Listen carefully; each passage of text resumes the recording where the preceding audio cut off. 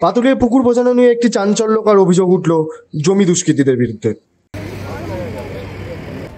পাতুলিয়া পঞ্চায়েতের অন্তর্গত কল্যাণী হাইওয়ের পাশে একটি পুরনো পুকুরে রাতের বেলা জমি মাফিয়ারা সেই পুকুরটি বোঝানোর চেষ্টা করছে। সকালবেলা তারা এই খবরটি জানতে পেরে উপপঞ্চায়েত সনুই বাইশ্বরকে নিয়ে এসে সেই কাজটি থামিয়ে দেন এবং পরের দিন পঞ্চায়েত প্রধান তাপতি দাস দুটি জেসিবি মেশিন নিয়ে এসে পুকুরটি যা মাটি ফেলে বোঝানো হয়েছিল সেটি মাটি তুলে ফেলেন এবং পুকুরটি আবার আগের মতো অবস্থায় এনে দেন। তিনি জানিয়েছেন তাদের নেত্রী মমতা বন্দ্যোপাধ্যায় বলেছেন বড় পুকুর বা অন্যান্য কোনো ডোবা বোঝানো যাবে না, এছাড়াও বড় কোনো গাছ কাটা যাবে না।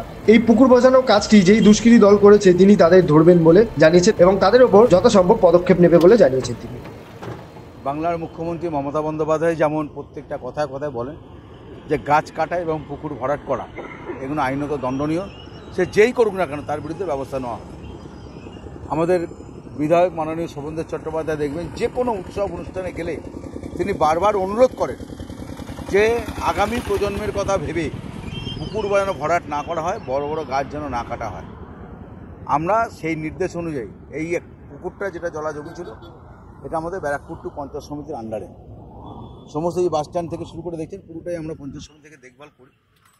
আমাদের পঞ্চায়েত সমিতির যে মেম্বার আমাদের এখানে 3 জন আছে, অনামিকা হালদার আমাদের কর্মাধ্যক্ষ, সুকুমার সিং রণজিৎ ওরা আমাদের পঞ্চায়েত সমিতির মেম্বার, আমাদের এই পাটের মেম্বার মিলন এখানে আছে, মিতাদি আমাদের মেম্বার, আশাদি আমাদের প্রাক্তন কর্মাধ্যক্ষ, সবাই এখানে উপস্থিত। এই জিনিসটা আমরা কেউ বরদাস্ত করব না।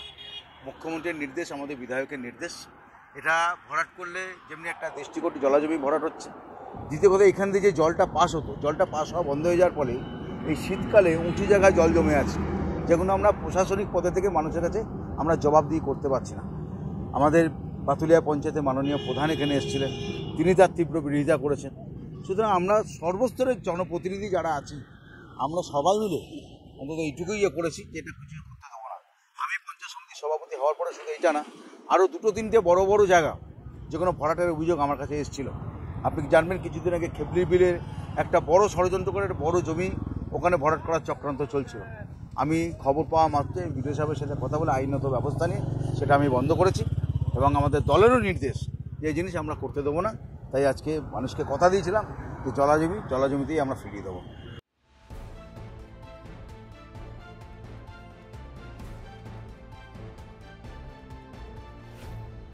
Bureau report, bengaltv.in।